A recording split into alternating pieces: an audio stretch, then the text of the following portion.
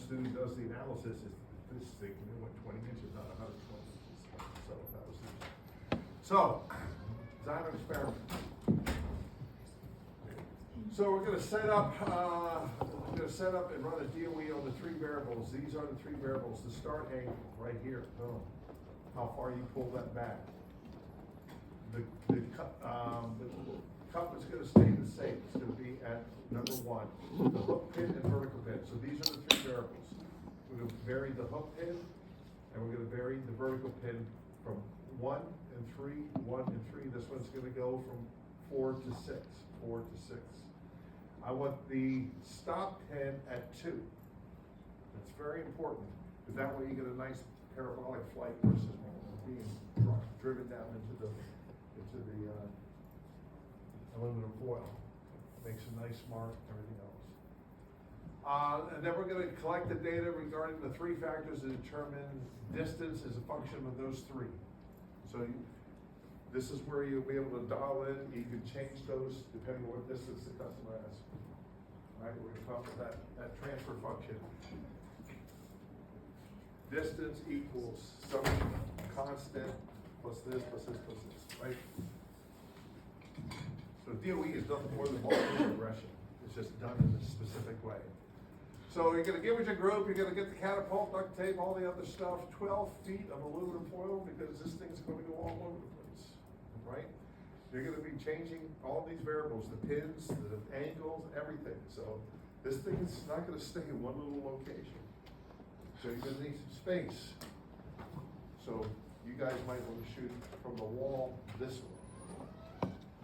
Duct tape the catapult to the floor, you know how to do that. Aluminum foil, same thing. Again, I like to duct tape the catapult to the floor first, and then see where the ball goes. And then shortest one and longest one. And just over here, we're gonna put the aluminum foil in there. Because some tend to bear left a little bit. Then do the aluminum foil. You know how to do all this. Place and secure the thing. All right, response variable. So your response variable is distance the ball travels before hitting the ground. The experimental factors are hook pin. We went over that in the last slide. Vertical pin and start angle. Those are your 2. Again, the start angle might vary. It really doesn't matter. It does not matter, because remember when we talked about DOE, the low value got set to a -1, the high value gets set to a positive. Okay, so does not matter. But these are the 2. These are the 2 levels for each. So there it is. Experimental factors. There's a setting. Here's the hook pin 4, 6. The vertical pin is 1, 3. The start angle is 160, 180. The constants: keep the cup at 1 and keep the stop pin at 2, like I said in the last slide. And these will vary, you know, because depending on where they put the protractor on that catapult, it's not perfect by any stretch of the imagination. Like one group had, I think 186 for theirs, all the way down. Okay? So create a hard stop. What's going to be your hard stop? It's going to be for your small angle. That's going to be that wiffle ball. All right? That's going to be your wiffle ball. And you're going to take that in and everything else. Collect data as repeats, not replicated, so we'll get into all that. Collect all the data. Start with the high angle first, 108 all the way down, so don't even worry about the plastic ball in there yet. Measure to 1/4 inch. Enter your data into the spreadsheet that I provide you. Once you're done, I'll give you a targeted team. I'll give your team a target. So there's the data collection sheet. I'll show you to you in a second. This is how to analyze your data in Minitab, which we don't use anymore. So I need to redo that in So here's the data collection sheet. This is in your under files. If you go to final project and it says DOE, there's 2 folders underneath there. One is the data collection sheet. This is your data collection sheet. I have this protected, so you only can enter data in right here. Because I've had people, I'm going to enter data to the side of this, and then we went to shoot. It's like you're not even close to it. So I'm looking at the thing, and I'm like, why is your data over here? Because numbers are great. You enter the data, and it changes this formula. This is your coded equation that you're gonna get, okay? This is the coded equation you're gonna get. And these are the distances you're gonna do. So, let me shrink this up a little bit here. So, first thing I would do is just delete everything here. Delete, okay? Because you don't want to get confused where you work, okay? And then I have it set up color code. So run 1 is my vertical pin's at 1, my hook pin is at 4, and my angle's all the way down. So you shoot it there, and you put the data in there. And then, run 2 is the same setting. Okay, it's the exact same setting. So shoot it again. Put the data in there. Okay, and so on and so on. Then you go to run 3, and look, it's right here. Boom. I don't know. And so on.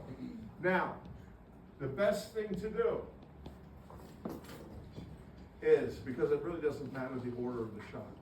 So you set it up for a particular run, like run 1, where I have the vertical pin at 1, the hook. I had the vertical pin at 1, the hook pin at 4, and angle all the way down. All right, angle all the way down. What I would do is take 3 shots at that position. Just don't even measure. Just take 3 shots. Boom, boom, boom. And then take the closest 2, because sometimes, you know, when you're changing the pins around, you almost need a shot to stabilize things.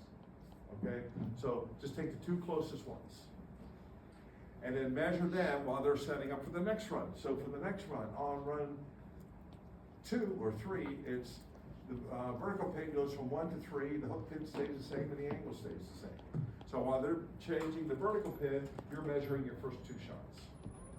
Then take 3 more shots. When they're measuring the closest 2, you're setting up for the 5th shot, the 5th and 6th shot, and so on and so on. Does everyone get that? All right.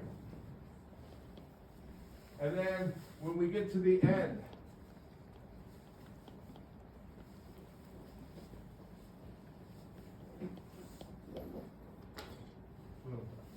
we get to the very end. What's the last shot? Number 16. Notice, number 16 is the angle is 163. It doesn't have to be exactly 163. Again, when you code an equation, it's going to be coded as negative 1. So it could be 162. It could, mine says 164, and this says 163. Is it going to make a difference? No. No. The low, as long as it stays constant, the low angle is going to be a negative 1 when in a coded equation, which is what you're getting here, the coded equation. Okay? So just fill in that white. You can't fill in anything else but that white sheet. All right? That's all you're going to do. The mistakes come if you put it in the wrong location. That's why I say the first thing you do is clear it all out. If you put it in the wrong location, or you transpose a number, or you call out the wrong number, the only way you miss this is a mistake on your part. All right? I've been doing this for 30 years. This is almost fail-proof. All right? You figured it all out. So now,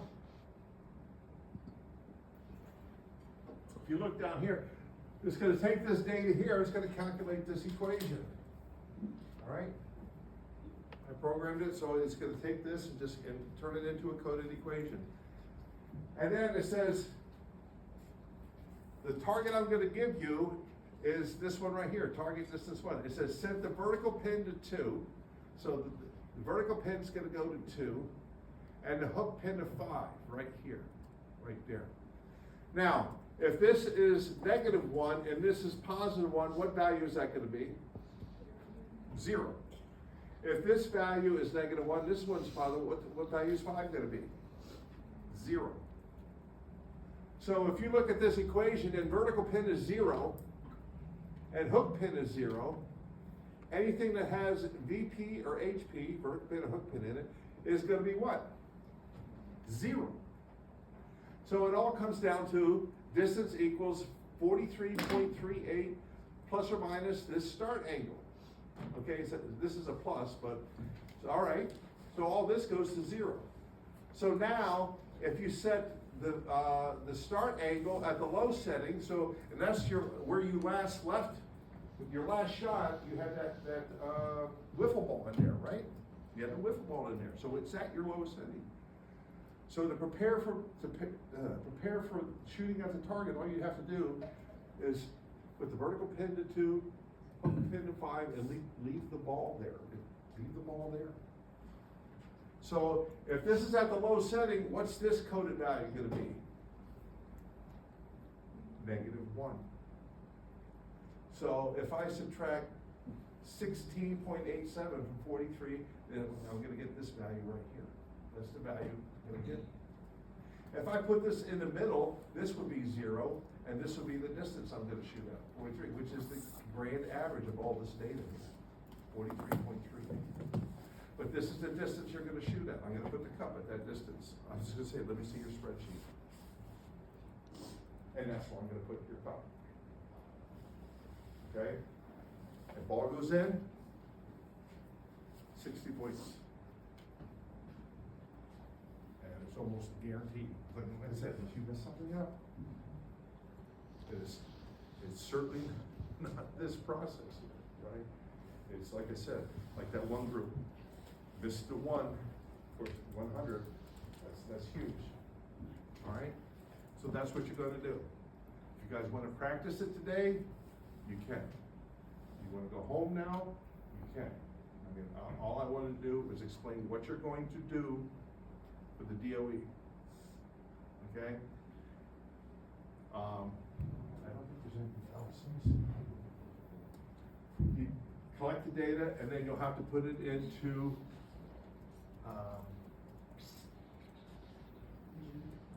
engine room, thank you, and run the analysis. Now, the reason I came up with this spreadsheet is because you don't have, before you would have to do all that, but when we shorten the classes to 55 minutes, we really don't have time to do the analysis. When you do your report, I don't want to see this, well, the equation it's going to give you is exactly this one right here, but it's also going to give you the three-way interaction here. It's going to give you the three-way interaction. I don't care because it's still worth 0. This is all I'm interested in right here. These two values here. These two is going to, that's going to go to 0. That's going to go to 0. So this whole equation just comes down to this. But this equation also does not tell you if that coefficient is statistically significant or not. You have to run the analysis. That's what has to be in your report. The analysis that shows that these terms are significant. And if it's insignificant, take it out.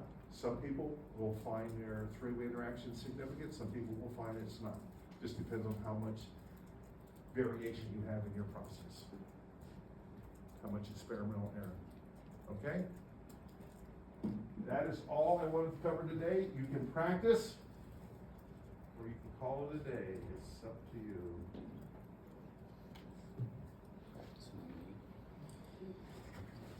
It sounds good. What's up? Want to just practice with it?